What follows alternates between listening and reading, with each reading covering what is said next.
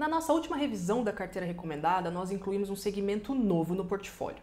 A gente diminuiu com isso a nossa exposição aos fundos de papel. Nessa revisão aqui, com esse cenário de inflação mais controlada e também de uma queda iminente de juros, nós vamos diminuir ainda mais a nossa participação em fundos ligados ao CDI. Com isso, a gente tende a aproveitar ainda alguns descontos que estamos vendo no mercado. Vamos lá!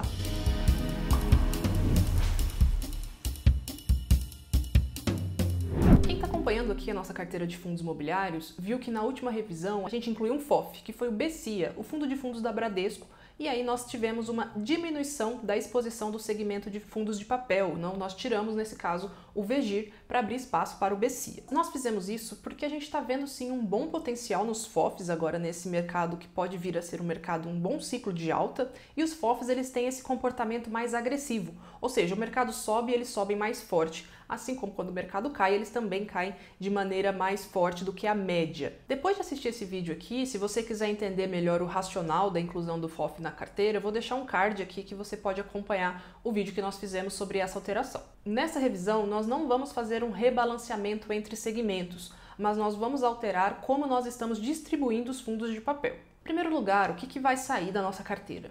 Nós optamos por tirar o HGCR. O HGCR está presente na nossa carteira desde o início, tá? Então, desde setembro do ano passado, quando a gente fez o nosso primeiro lançamento da carteira recomendada de fundos imobiliários, o HGCR esteve presente. Nesse período, ele acumulou uma alta de 8% e ele tem uma característica bastante interessante, porque ele conseguiu manter a carteira de maneira menos volátil, porque ele é um fundo que oscila pouco, ele tem muita previsibilidade de receita, ele é um fundo high grade, ele é um fundo bastante seguro nas suas operações, então o mercado pode ter uma volatilidade maior, mas o HGCR ele tem esse papel de segurar a carteira nesses momentos mais complicados. E ele fez bem esse papel durante todo esse ciclo que esteve presente na nossa carteira. A gente continua gostando do HGCR, tá? Inclusive nós continuamos cobrindo o fundo, ele está presente na nossa planilha, no nosso relatório setorial de recebíveis imobiliários, e ele continua com recomendação de compra na nossa última revisão agora do começo de junho. Inclusive, aqui abaixo desse vídeo você vai encontrar um link para cadastro gratuito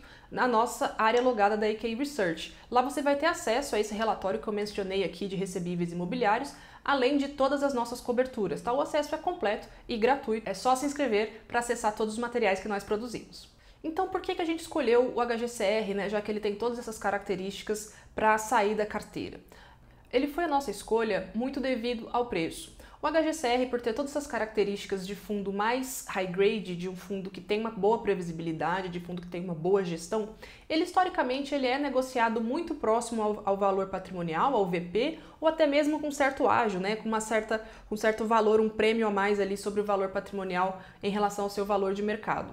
Hoje, ele está negociando aí com um prêmio de 1, 2%. Isso, historicamente, é algo que acontece mesmo com o HGCR.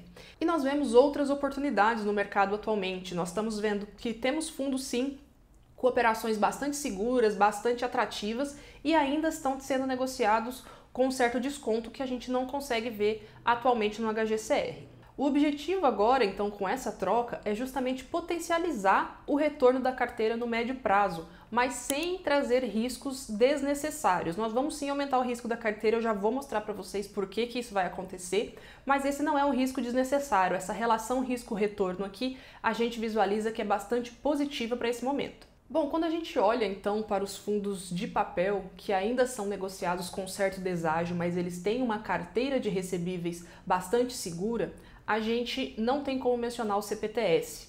Tá? O CPTS é o fundo gerido pela Capitânia, ele tem 70% do total do seu ativo em CRIs e os outros 30% do ativo são cotas de outros fundos imobiliários. Então ele é praticamente um fundo híbrido dentro do segmento de títulos e valores imobiliários. A gestão do CPTS, né, a Capitânia, ela está buscando girar a carteira do fundo de modo a que os seus CRIs tenham um prêmio maior. Hoje, os CRIs da carteira são basicamente todos eles atrelados ao IPCA, quase 100% da carteira de CRIs é atrelado ao IPCA e tem um prêmio de 7,4%.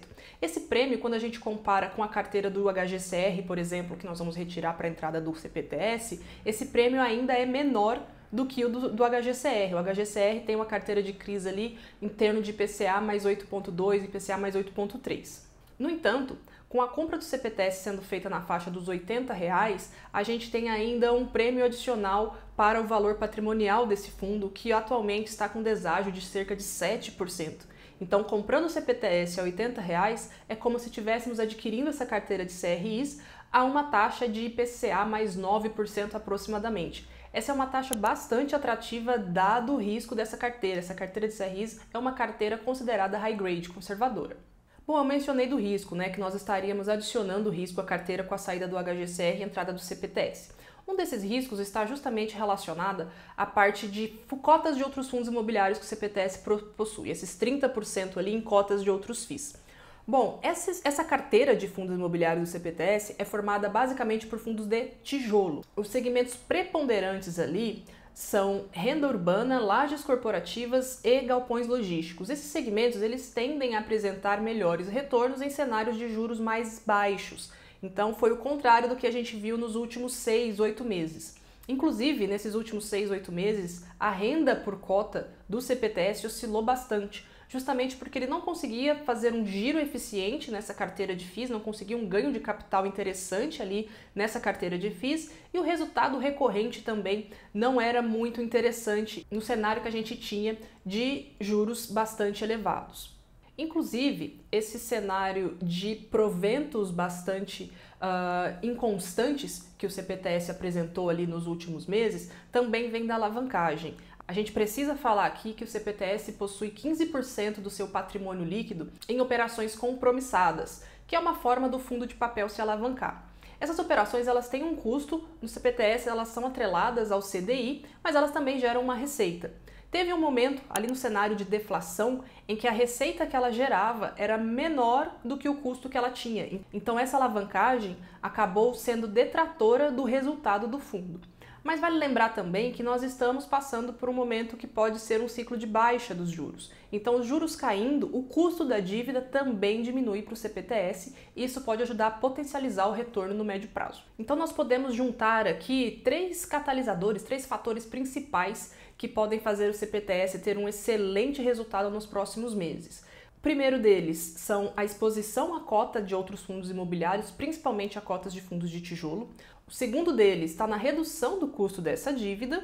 E o terceiro está na capacidade da gestão em fazer essa reciclagem do portfólio de crise e conseguir taxas um pouco mais atrativas. Bom, nossa carteira de fundos imobiliários ela vem apresentando resultados consistentes e acima do IFIX desde o seu início, lá em setembro de 2022. Esse mês também não foi diferente, nós tivemos excelentes resultados ali com a HGPO subindo mais de 10%, o próprio BCIA que entrou no mês passado subiu mais de 8% durante esse período, tivemos também o MOL 11 subindo mais de 6,5% desse último período, então a carteira está reagindo bem e ela está conseguindo acompanhar esse momento de alta do IFIX. Então deixa um comentário aqui embaixo para eu saber o que você achou dessa troca e se esses vídeos estão te ajudando. Não se esqueça também de entrar na nossa área logada e baixar o relatório completo da carteira recomendada. Um abraço e até a próxima!